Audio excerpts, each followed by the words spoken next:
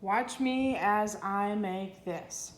I do dry painting on a mold, playing with some gold, some interference, and some other colors.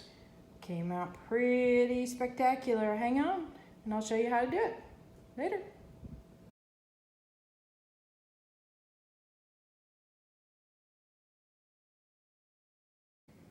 Hey everyone.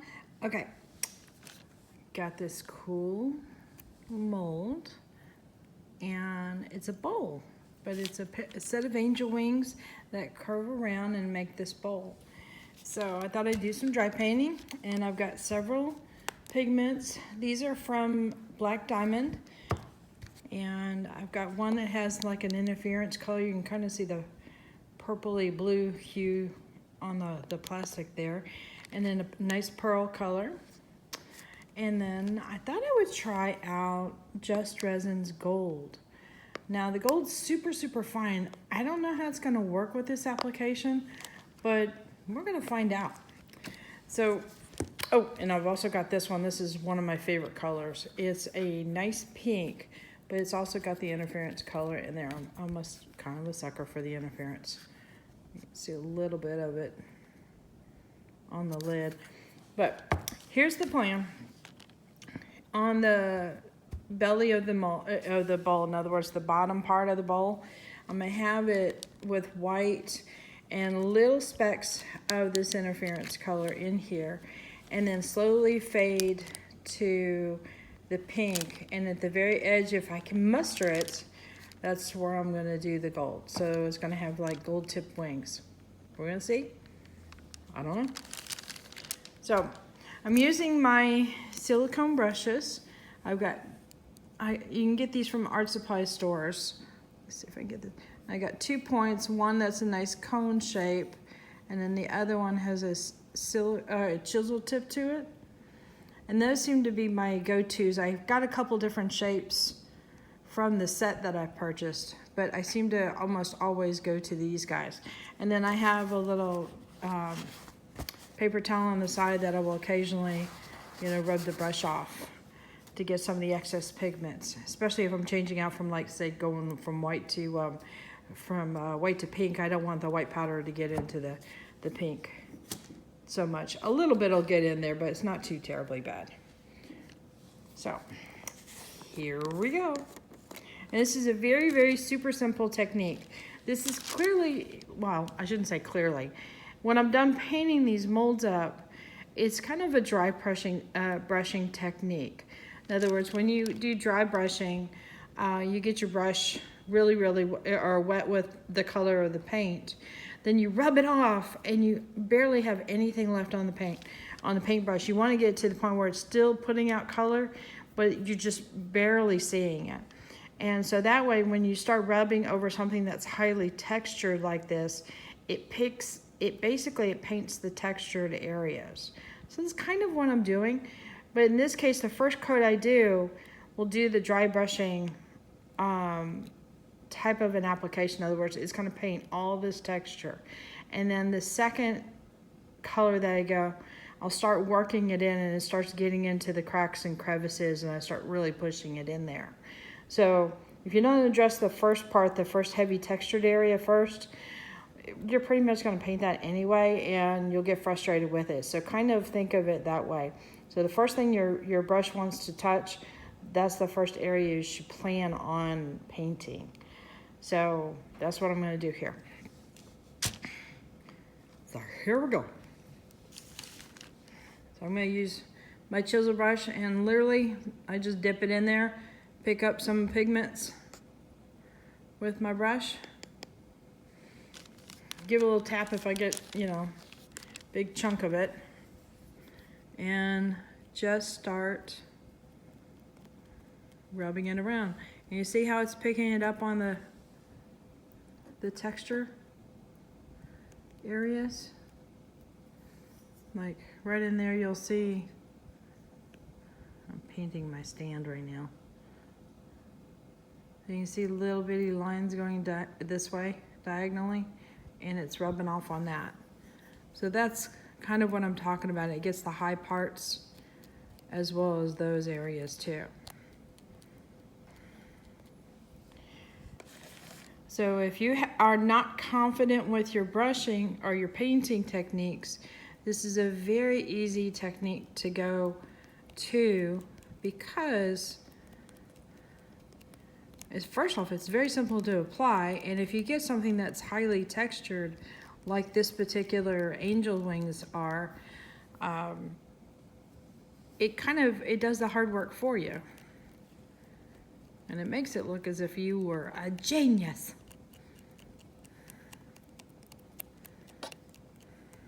You will get some flakes here and there, and if the flakes bother you, like see how I've got some clusters building up right there? What you can simply do is turn it over and tap it on the table, and you'll get some of those little bits will drop out. But they are gonna happen. It's just part of the process. So plan for it. That's probably the best thing I can do, is sometimes when things like that happen, you just make it part of the plan and work with it. I'm not saying ignore it. I'm saying definitely account for it and make it so that it's part of the plan to begin with. So if you have, in other words, if you have speckles, you don't, and you're like, "Rrr," make more speckles. Make it part of your design.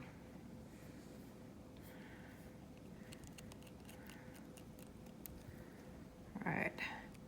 So when you're working with your molds and you have to bend them, just be very mindful of what kind of pressure you put, because you don't want to start tearing your mold.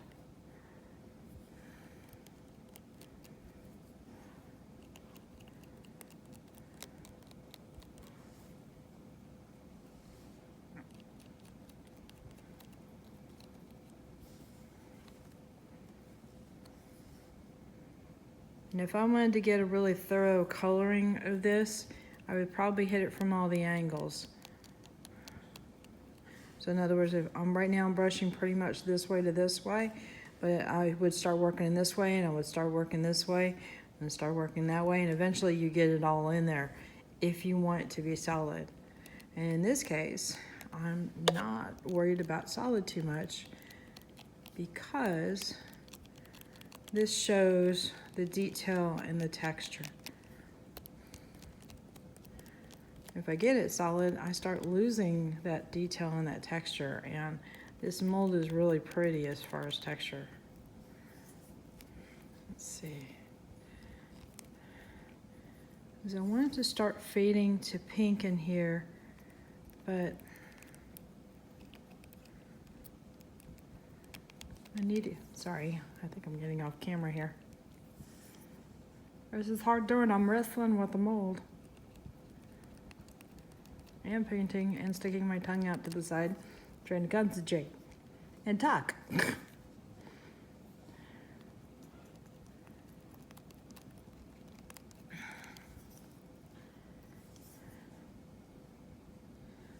All right, we are almost to the stopping point here of the base.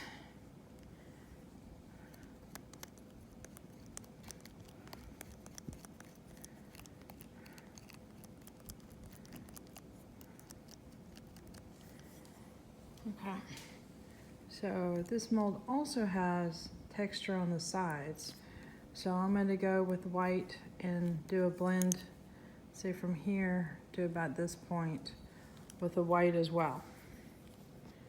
So here we go.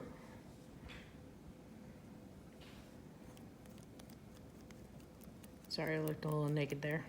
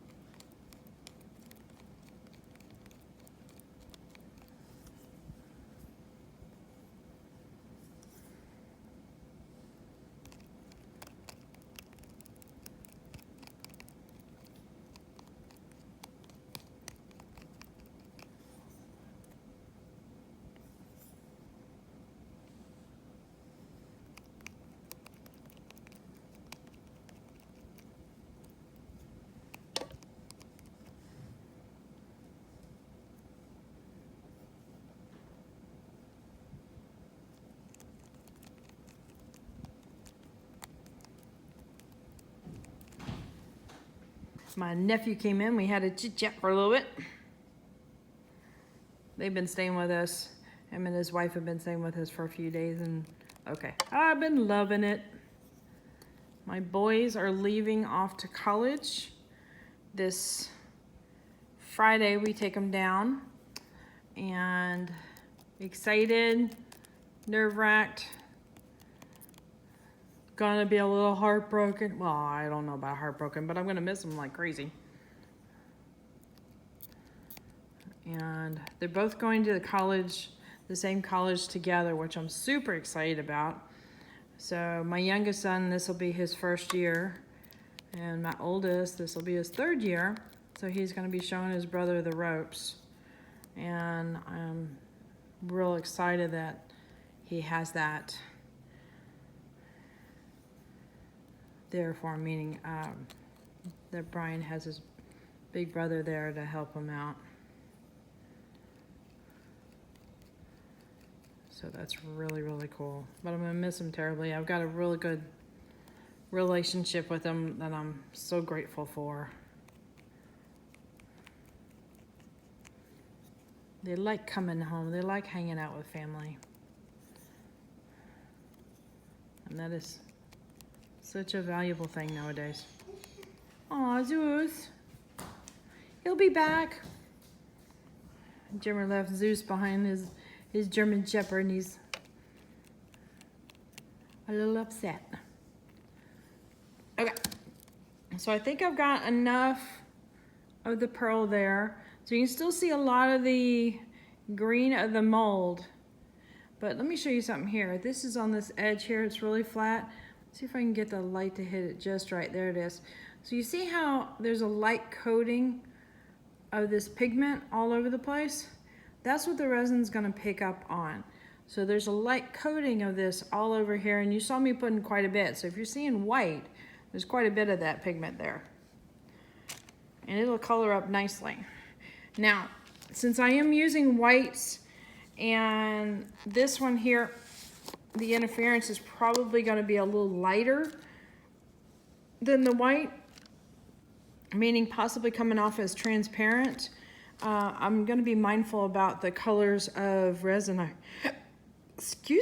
do put in the mold, because it might show in other words, if I have like leftover hot pink resin, that might not be a good idea. So what I'm doing now, I'm basically, well, for the lack of a better word, I'm kind of shoving this into the cracks.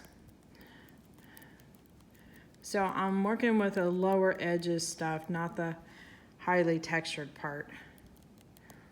And really putting this powder in there.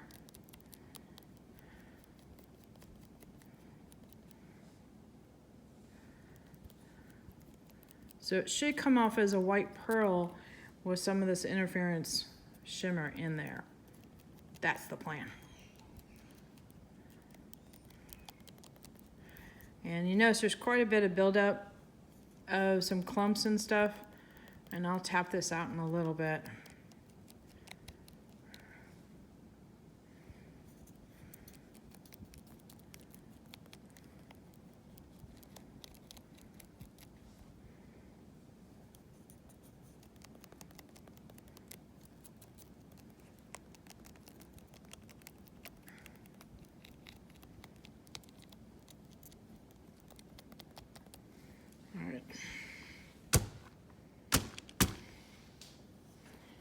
And I'm going to push a little bit around the edges on the side.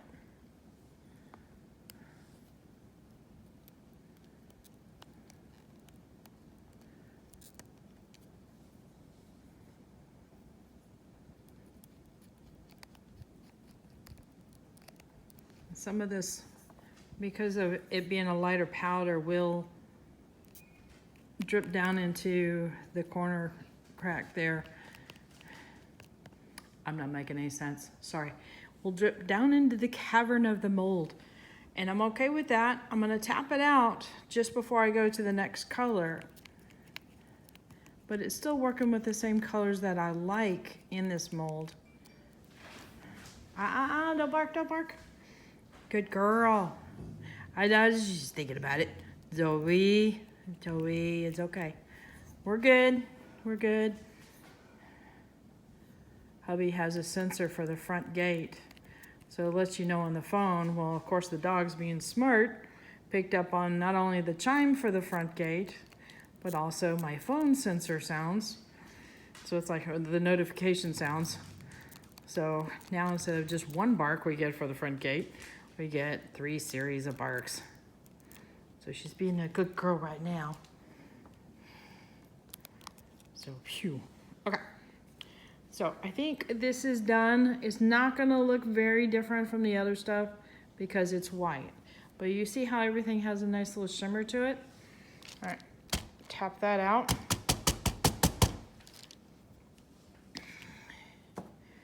And let's see, how am I gonna do this?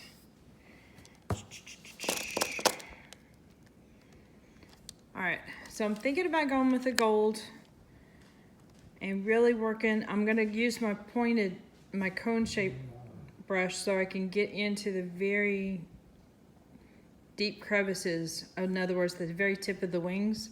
It'll be, yeah, I think I'll do that next and then work my way back with the pink to kind of fill in the cracks. So hopefully that'll be the blender. I don't know. Sometimes it works well in your head. Okay, so this is fairly fine.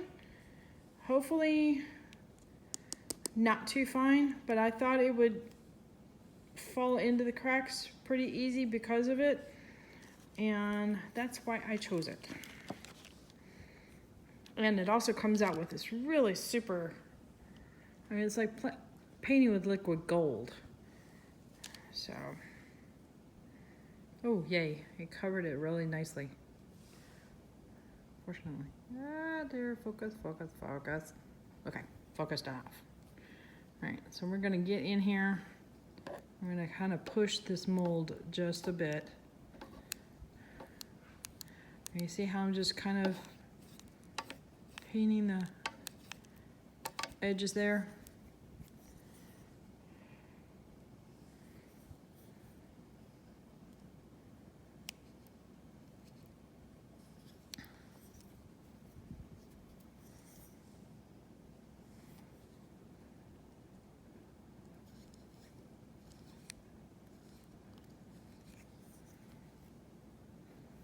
All right, I think I might have to go in this direction.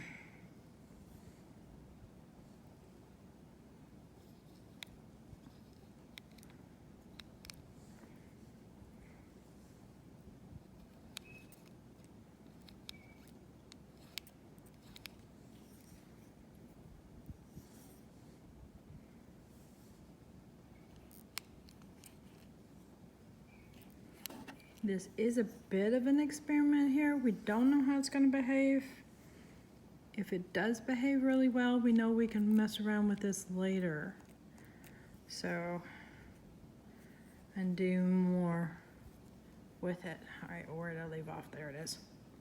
I'm trying to see where I left off with the gold and see how it stopped about, yay, right there.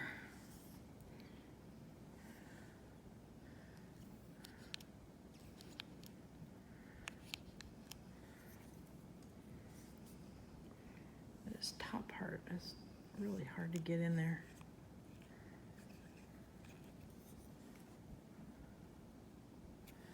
All right, I'm going to brush up along, whoops, along the sides just a little bit.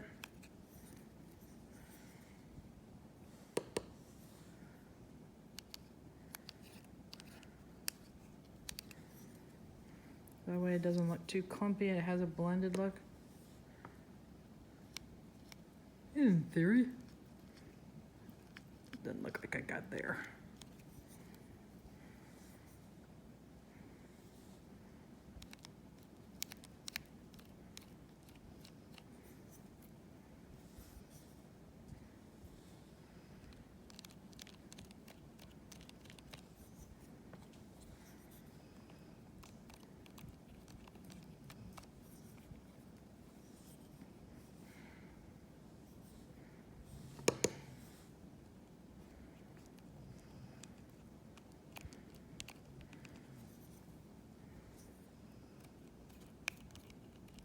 Okay. Enough of that. That's a little nerve-wracking there.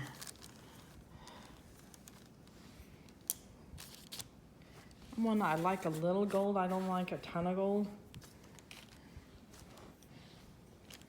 So it makes me nervous playing with the gold. I may have to do a gold piece just to get over that.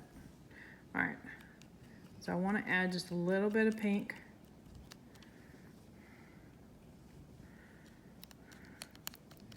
And this has got a little bit of pink with the interference color, so this thing should really shimmer pretty good.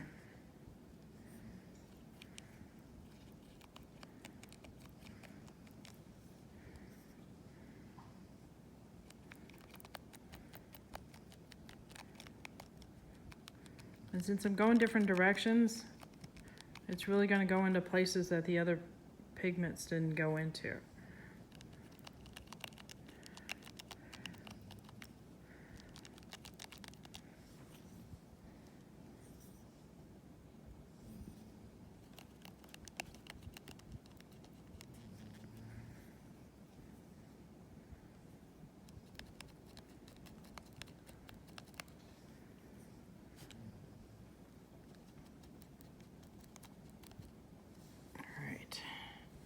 So you can see how there's a little bit of a blend going from the gold to the pink to the white. Hopefully y'all can see that. So I'm happy about that. All right, do I mess with the sides? I don't. Yeah, I'm going for it. All right, so I'm gonna do the same thing. I'm working with the, I'm gonna go back and forth. I lied. You ever do that, kind of have a plan and right in the middle part of the plan you're like, ah, I'm changing it. I just did that.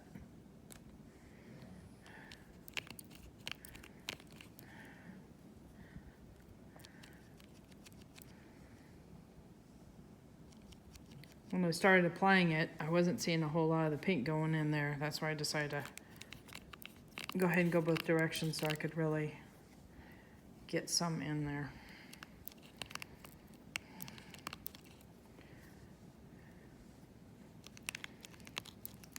Now you do have to be careful with dry painting. It can be rough on molds that you want to, let's say if you get a mold that's a nice bowl, it's a simple bowl. It's a, let's just say it's a nice curved bowl. It's smooth, it's got no texture on there. And the bowl does come out of the resin mold super shiny. This, because it's a fine mica powder, I'm assuming it's a lot like sandpaper, a fine sandpaper, but application, in other words, you could take a fine sandpaper and go over and over and over on something and you will find some texture eventually. Now the super fine stuff, that's a way to get to the shiny part, but you're using other like liquids and solutions in there to help with buffing and stuff. But what we're talking about is more of a sandpaper type quality.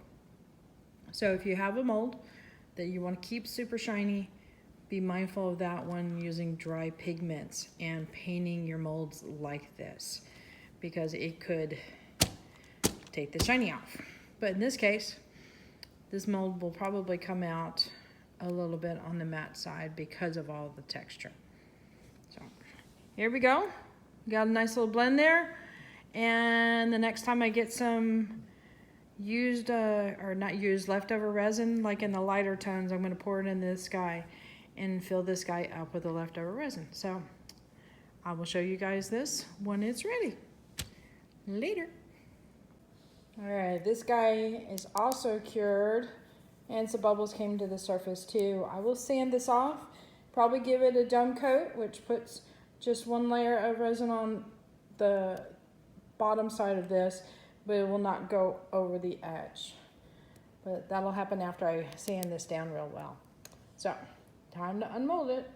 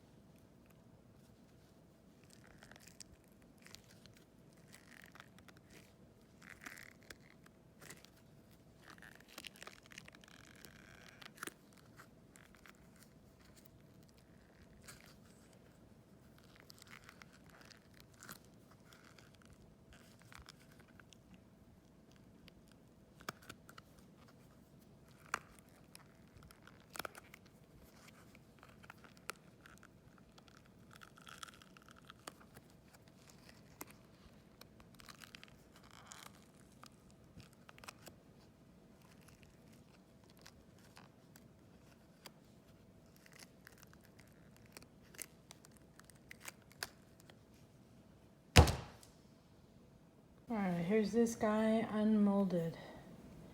I was playing with the golds and the whites and the interference colors.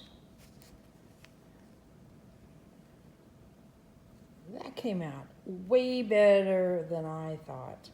I bet this would be gorgeous in the sun.